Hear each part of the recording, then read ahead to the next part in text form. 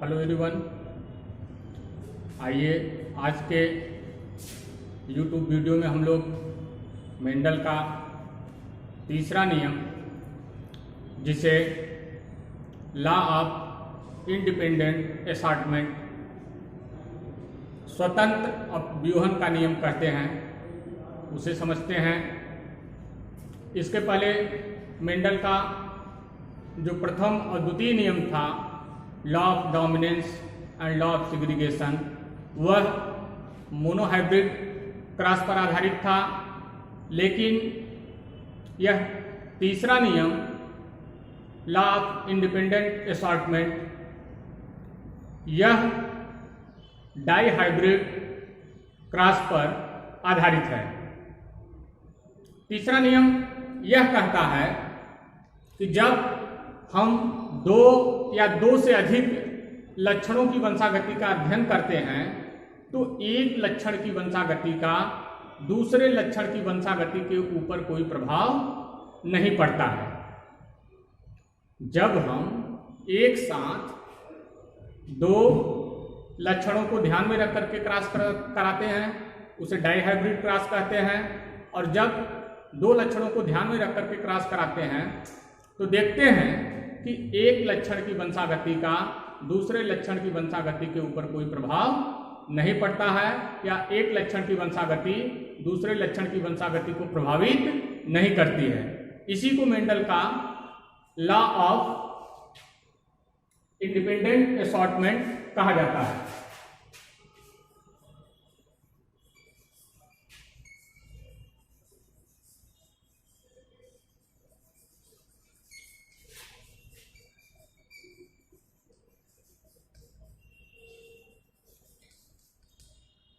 स्वतंत्र अपव्यूहन का नियम।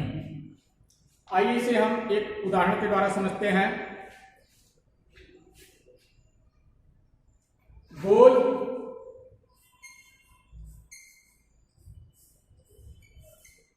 पीले बीजों का संकरण झुर्रीदार हरे बीजों के साथ कराते हैं।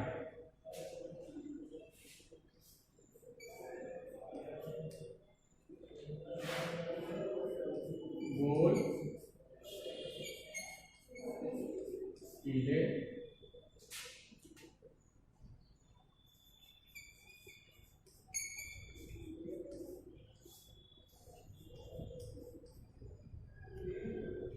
जब गोल पीले बीजों का संकरण ऐसे पौधे के साथ कराया जाता है जिनके बीज झुर्रीदार तथा रंग हरे हैं, तो पहली पीढ़ी में यहाँ युग्मक क्या बनेगा? कैपिटल आर, कैपिटल वाई, यहाँ स्मॉल आर, स्मॉल वाई, या फिर क्या बनेंगे? युग्मक। और फिर जब इन युग्मकों का मिलन होगा, क्योंकि होमोजाइगस कंडीशन है इसलिए एक ही प्रकार का युग्मक बनेगा, यहाँ भी होमोजाइगस कंडीशन है इसलिए एक ही प्रकार का युग्मक बनेगा। दोनों युग्मकों का मिलन होगा, capital R small R, capital Y small Y, यह आपका F1 पीढ़ी होगी। यह पौधा आपका कैसा होगा? गोल व रंग कैसा होगा? पीला, क्योंकि जब एक डाईहाइब्रिड क्रॉस कराते हैं जिसमें एक पौधा जिसके बीज गोल और रंग पीले होते हैं उनका संकरण दूसरे पौधे से जिनका बीज झुर्रीदार और रंग हरा था, तो F1 पीढ़ी में जो बीज प्राप्त होते हैं वो बीज गोल व पीले प्राप्त होते हैं। इसका मतलब गोल रंग, गोल आकृति झुर्रीदार आकृति के ऊपर तथा पीला रंग हरे रंग के ऊपर प्रभावी है। लेकिन जब हम F2 पीढ़ी में जाते हैं और इनमें स्वपरागण कराया जाता है, सेल्फिंग कराते हैं। जब सेल्फिंग कराते हैं तो इसमें 4 प्रकार के युग्मक का निर्माण होता है। Capital R, capital Y, capital R, small Y, small R, capital Y, small R, small Y. ये 4 प्रकार के युग्मक बनते हैं। इन युग्मकों को हम अब चेकर बोर्ड की सहायता से F2 पीढ़ी में कौन सा जीनोटिपिक कॉम्बिनेशन प्राप्त होगा उसे देखते हैं। चेकर बोर्ड में ऊपर टॉप कॉर्नर पर नर युग्मकों को लिखा जाता है तथा साइड में मादा युग्मकों को लिखा जाता है। आप यहां capital R, capital Y, capital R, small Y, small R, capital Y, small R, small Y, वही युग्मक चूंकि सेल्फिंग करा रहे हैं स्वपरागण, तो वही युग्मक इधर भी रहेंगे। Capital R, capital Y, capital R, small Y, small R, capital Y, small R, small Y. अब इनके बीच में क्रॉस कराएंगे। Capital R, capital R, capital Y, capital Y, capital R, capital R, capital Y, small Y. ये यहां देखेंगे capital R, यहाँ small R, पहले कैपिटल लिखते हैं उसके बाद स्मॉल लिखते हैं, फिर कैपिटल वाई है और यहाँ भी कैपिटल वाई है। इसी तरीके से यहाँ देखते हैं कैपिटल आर, यहाँ स्मॉल आर, यहाँ कैपिटल वाई और यहाँ स्मॉल वाई। फिर यहाँ देख रहे हैं दोनों जगह कैपिटल आर, दोनों स्थानों पर कैपिटल आर, यहाँ कैपिटल वाई और यहाँ स्मॉल वाई। इसी तरीके से आप पूरा कर लीजिए।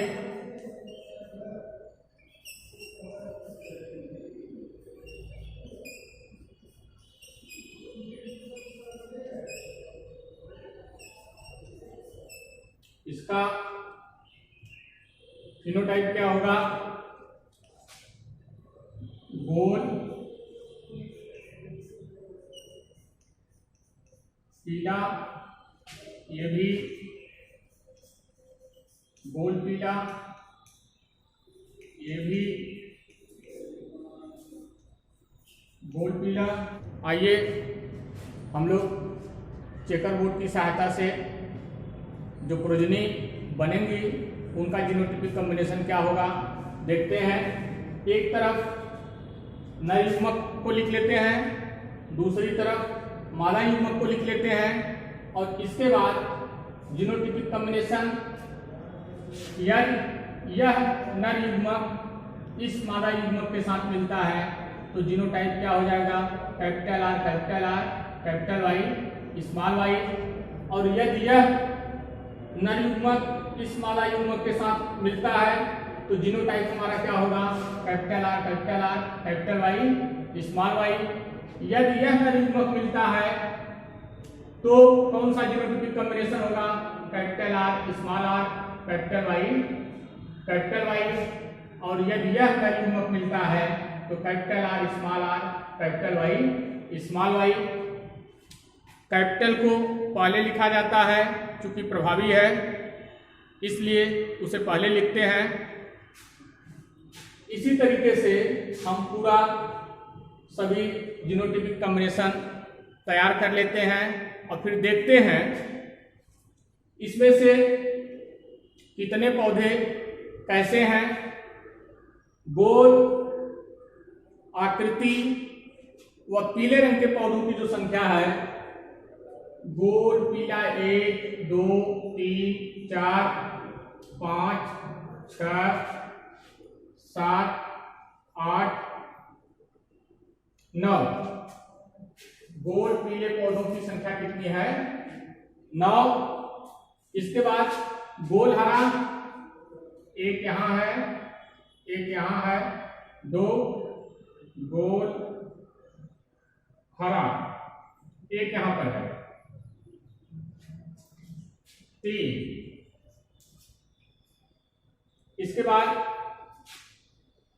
गोल झुर्रीदार पीला, ये सब हो गए झुर्रीदार पीला, 1 2 3, ये तीनों पास में है। झुर्रीदार पीला, इनकी संख्या कितनी है? 3। एक बच रहा है झुर्रीदार हरा, इसकी संख्या कितनी है? 1। हमने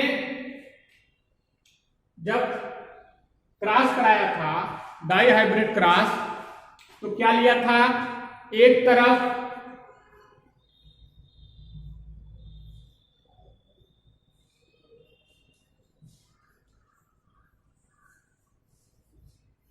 गोल पीले बीज से तैयार पौधों को लिया था, दूसरी तरफ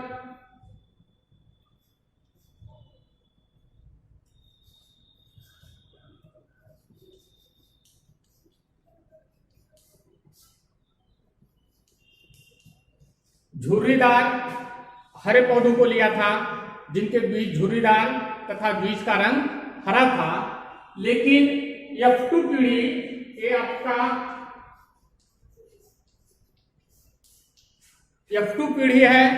F2 पीढ़ी में हम क्या देखते हैं? हम ये देखते हैं कि गोल पीला जरूरी नहीं है आगे चल करके एक साथ रहें।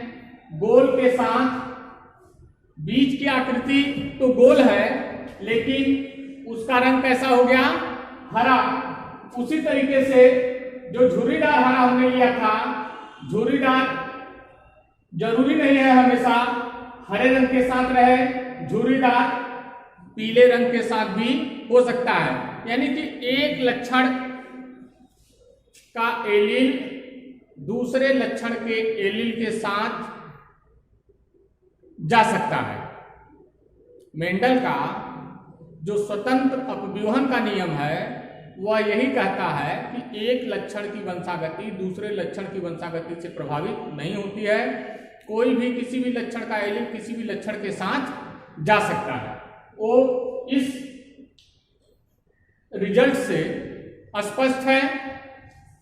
ये आपका फिनोटाइपिक रेशियो है, जो 9:3:3:1, 9 गोल पीले, 3 गोल हरे, 3 झुर्रीदार पीले तथा 1 झुर्रीदार हरा। यदि हम इसका जीनोटाइपिक रेशियो निकालना चाहें तो जीनोटाइपिक रेशियो निकाल सकते हैं बारी बारी से। जो भी जीनोटाइप है, जैसे capital R, capital R, capital Y, capital Y लिख दें और पूरे कॉम्बिनेशन में देख लें उनकी संख्या कितनी है। देखेंगे 1 है। इसी तरीके से capital R, capital R, capital Y, small Y, इनकी संख्या देखेंगे। एक यहां पर है capital R, capital R, capital Y, small Y, एक यहां पर है। इनकी संख्या कितनी है? 2 है। इसी तरीके से capital R, small R, capital Y, इनकी संख्या एक यहां पर है, कैपिटल आर, स्मॉल आर, और फिर कैपिटल वाई और एक यहां पर है। इसके बाद हम आ जाए इस पे, टिक लगाते चले जिसका हो जाए। Capital R, small R, capital Y, small Y, इनकी संख्या देखिए 4 है। एक यहाँ है, एक यहाँ है, एक यहाँ है, एक यहाँ है, एक क्रम से डायगोनल रूप से। इसी तरीके से जो जो नहीं हुआ है उन जीनोटाइप को लिख करके उनकी कितनी संख्या है उसको लिख लीजिए, तो आपको जीनोटाइपिक कॉम्बिनेशन प्राप्त हो जाएगा, जीनोटाइपिक रेशियो प्राप्त हो जाएगा। आप देखेंगे करके तो आपका आएगा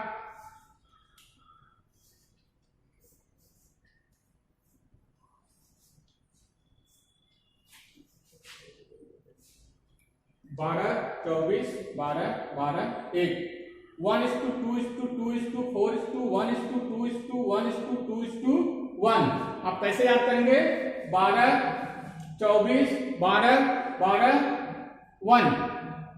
इसको याद कर लें और आप निकाल करके देखेंगे तो आपको यही रेशियो प्राप्त होगा।